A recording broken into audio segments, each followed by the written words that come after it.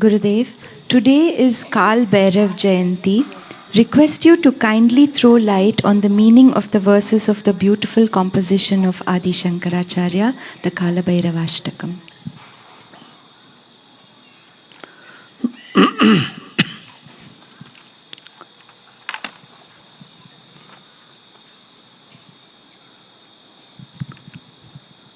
Kal Bhairav is the form of Shiva who rules over time. So what does he do? He gives, bestows all goodness, all type of siddhis and prosperity, confidence, knowledge, everything. It's just Shiva's another form. That is, it's a vichitra. In life, it brings all very peculiar incidences. All surprises in life, peculiar incidences. All that happens through the grace of God. So this is one of the attributes of Lord Shiva. So Kashi is not just a place there, Varanasi. Of course it is also, but the third eye part is called Kashi, where both the Ida and Pingala meet. The left nostril and right nostril merge into the spot in between the eyebrow. This is the seat of, this is called Kashi. And that, the Lord of that, the Shiva, who is also the Guru, who is also everything, that pure energy is Kala Bhairav. काल भैरव का यही है, शिव का ही रूप है. महाकाल ऐसे काल भैरव. काल भैरव को कहते कुत्ता वाहन है. कुत्ता ज्ञान का प्रतीक है. चारों वेदों को कुत्ते के रूप में देखा. माने लॉयल्टी है उसमें, माने निष्ठा. और काशी वही है, भ्रूमध्य की जो आज्ञा चक्र है उसी को काशी बोलते हैं. तो ये जो स्थूल अर्थ एक होता है और सूक्ष्म एक और होता है. जो काल के ऊपर विजय पाले वही काल भैरव है. तो हम चेतना का ही एक गुण, क्रिया और लक्षण है.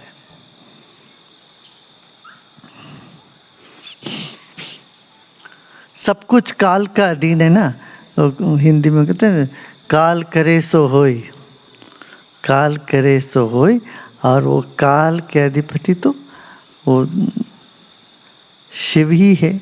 सारे ग्रहों के ऊपर शिव बैठे हैं और शिव का ही रूप है काल भैरव. भैरव माने ही समझो तो जो व्यक्त जगत है इससे ऊपर उठ के अव्यक्त में जो है, जो आकाशवत है, वही भैरव का रूप है.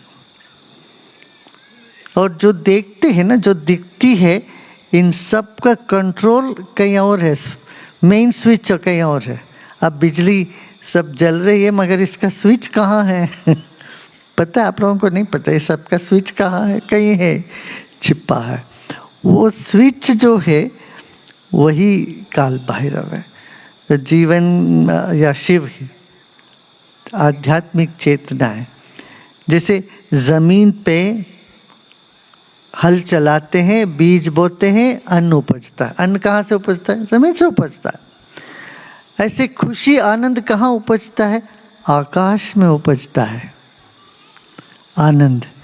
तो आकाश में हल चलाओ, वहाँ मंत्रों का बीज बो, तो वहाँ से जो फल आता है वो आनंद है।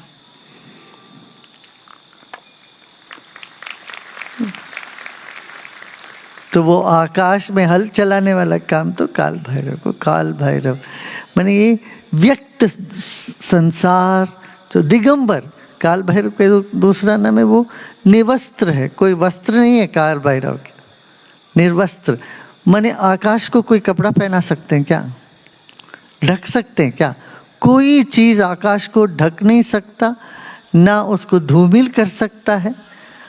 काल भैरव को कोई मैल नहीं कर सकते, मैल छूता ही नहीं हूं, इसलिए उनके लिए सब स्वीकार है। भगवान शंकर दतूरा भी लेते हैं और फूल भी लेते हैं, पत्ता भी लेते हैं, सब कुछ माने जो समग्र सृष्टि की जो मूल है वो आकाश, और आकाश के परे जो है वो शिव तत्व है, वही काल भैरव, काल के भी परे। भैरव जो है वो काल के, अपना अंग्रेजी में कहते हैं स्पेस एंड टाइम, वो स्पेस भैरव स्पेस है, टाइम काल है। स्पेस एंड टाइम के बाहर जो जाता, देश और काल के बाहर की जो सत्ता है वही चैतन्य है। अभी वैज्ञानिकों ने कहा ना, हर चीज में जान है, माने हर चीज की अपनी चेतना है। हम लोग को लगता है मरा हुआ है, ये लकड़ी का टुकड़े में कोई जान नहीं, वो बोलते ऐसा नहीं है, हर चीज में चेतना है। दुनिया में देखोगे तो सर ग्रह उपग्रहों में का भी अपना चेतना है, मन है। ऊपर से देखोगे तो हमको लगता है पेड़ का कहाँ मन कहाँ है इसका, नहीं, पेड़ का मन सूक्ष्म ढंग से देखेंगे तो पेड़ में भी वो भाव है, मन है। कोई कुडाली लेके आता है तो उनमें घबराहट की तरंग उठते हैं, और कोई पानी लेके आते हैं तो पेड़ खुश होने लगता है। तो इस तरह से भाव जो है प्रकृति के कण कण में दिखता है। जब प्रकृति में दिखता है, अभी तो वैज्ञानिक कहते हैं सारे ब्रह्मांड में भाव ही भाव है। इसीलिए हम लोग ये नवग्रहों की पूजा वूजा करते हैं ना, माने वो नवग्रहों के बारे में सोचो, उनके मंत्र बोलो तो माने वो तरंग से हम जुड़ जाते हैं, उस फ्रीक्वेंसी से जुड़ जाते हैं, वाइब्रेशन से जुड़ जाते हैं। आप अपने रेडियो में, अपने चैनल में एक पर्टिकुलर फ्रीक्वेंसी को ट्यून करोगे तो क्या होता, वही फ्रीक्वेंसी आता है कि नहीं, वही डाउनलोड होता है कि नहीं तुम्हारे उसमें, तुम्हारे अपने आईपैड में या फोन में। तुम YouTube का लगाओ तो YouTube आएगा, म्यूजिक का लगाओ तो वो आएगा, फोन लगाओ तो वो आएगा, सब कुछ वो छोटा सा एक प्लास्टिक की टुकड़े में तुम सब कुछ देख लो, दुनिया भर का खबर उसी से मिल जाता है, उसी के अंदर है। कैसे संभव? क्योंकि ये जो खाली जगह हम देखते हैं आकाश, ये आकाश चेतना से ठूस ठूस के भरा हुआ है, और इस चेतना में जान है, जीवन है, उसमें ज्ञान है। देखो क्या कब लोगों ने बस सत्यम ज्ञानम अनंतम ब्रह्म, जो अनंत है वो ज्ञान भी है, और वह सत्य भी है, वो जीवित भी है। गजब की है कि नहीं, मन को चौंकाने वाली बात। ऐसी भैरव ये चौंका देता, वाह कर हमारे भीतर। You know, the whole universe is full of consciousness. Everything is consciousness. Every object has life, because everything is just vibration. Consciousness is nothing but vibration. So enjoy the vibrations. And you are the vibration. You are that vibration. When you become quiet and serene and subtle, and you are the source of all the vibration. So you are not separate from the universe. You are part of the universe.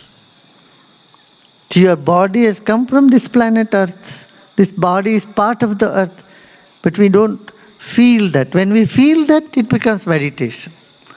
When we feel this body is part of the earth and the spirit is part of the divinity which is all over, that is spiritual elevation.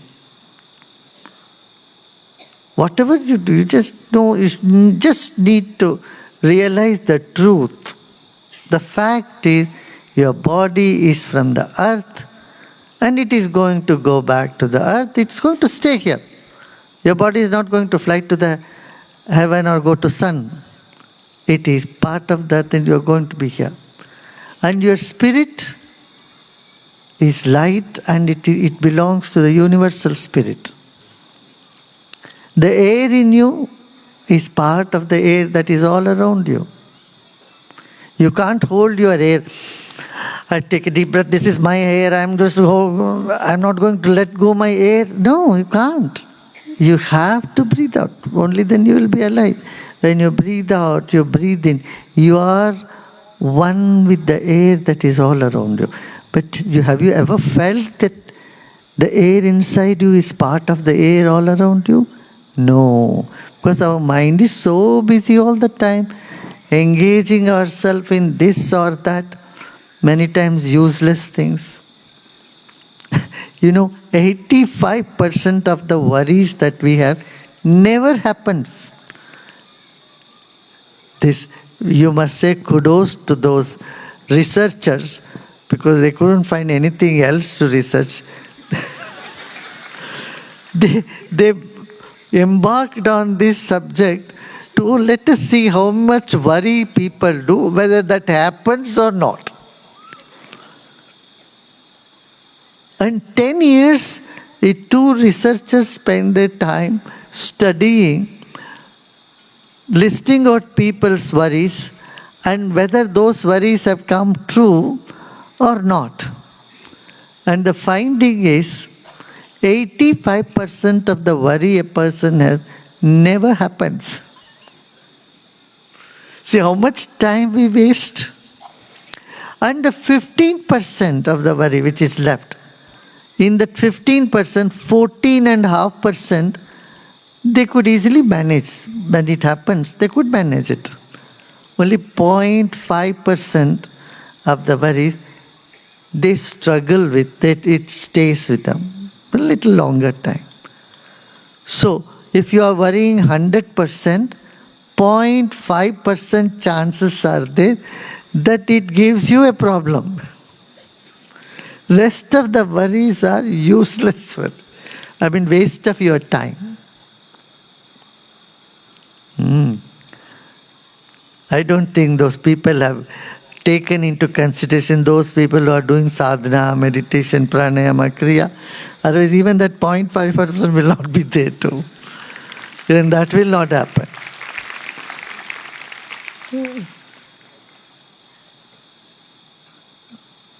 So worry is also a machine. It's like a machine that produces toxic air inside of you. Toxic vibration. And the antidote is meditation. Know that everyone is like fire. Your body is like a wick of a candle. And your spirit, your mind is like the fire all around it, the glow. So feeling that this body is part of the earth, the air inside me is part of the air all around me. Just that one little shift in your attention from the happening outside to the one who is experiencing the happening. Attention from the scenery to the one who is seeing. That's all it is there. So simple. See, if you are stuck in the scenery for just a minute, who is seeing it? Let me put my attention on the one who is seeing the scenery. That's it. That is what yoga is all about. Drishya se drishta ki or. जो दृश्य है चारों ओर, इसे कौन देख रहा है? वो देखने वाले के ओर जरा सा एक हल्का सा भी ध्यान हो जाए आपका तो ध्यान लग जाएगा। और ये सब नश्वर है, इतना भी याद आ जाए तो ध्यान हो जाएगा। और ये शरीर ये पृथ्वी का है, इतना भी हम गौर करेंगे तो मन खाली हो जाता है, ध्यान में आ जाते हैं। कोई हिमालय भागना नहीं है, किसी कंदरे में घुस के तपस्या नहीं करनी है, सिर्फ जागना है और जानना है। अरे ये तो जाना ही है, शरीर इस पृथ्वी में रह जाएगा, हमारी जो आत्मा है वो तो अनंत के साथ मिल जाएगा, जो रोज मिलता ही है। मिलता है बोलना भी गलत है, क्योंकि वो मिला ही हुआ है, उससे अलग हो ही नहीं सकता अनंत से। हाँ, हमारी आत्मा अनंत के है, परमात्मा के हैं हमारी आत्मा, वहाँ वो मिलेगा, शरीर पृथ्वी में मिल जाएगा। ये इस पर जरा सा भी होश आ जाए ना, एक अंदर से जागृति हो जाती, वाह लगेगा, वाह अच्छा, तो मन खिल जाता है, फिर रास्ता खुल जाता है, मन खिल जाता है, प्रसन्न हो जाते हैं। और क्या, और रिद्धि सिद्धिमय जीवन हो जाते। क्या जो चाहो चाहने से पहले मिल जाए। जीवन में क्या चाहिए भाई हमें? हमारी चाहों के पीछे तो रहते, ये चाह हमारा पूरी हो जाए, वो चाह पूरी हो जाए, मगर चाहने से पहले आपको मिल जाए, उसी का नाम सिद्धि है। बहुत मेहनत करो, उसके बाद आपका चाह पूरा हो, और जो चाह का अनुभव ही नहीं कर पाए, ये दुर्भाग्य। क्या जिंदगी भर सोचते रहे वो बड़ा मकान बनाएंगे, तो मकान बनाए, वहां रहने के लिए समय ही नहीं रहा। ये नहीं बनी बात ना, ये सिद्धि जीवन है। चाहने से पहले मौजूद हो, जरूरत से अधिक, समय से पूर्व सब मिल जाए, ये सबका मन में रहता है। और उसका रास्ता यही है, मन को खाली करो, तुम्हारी अपनी आत्मा से जुड़े रहो, परमात्मा के शरण में रहो। हाँ, आसान है, सबसे आसान। गुरुदेव आप तो कहते हैं बहुत मुश्किल है। बहुत मुश्किल नहीं है भाई।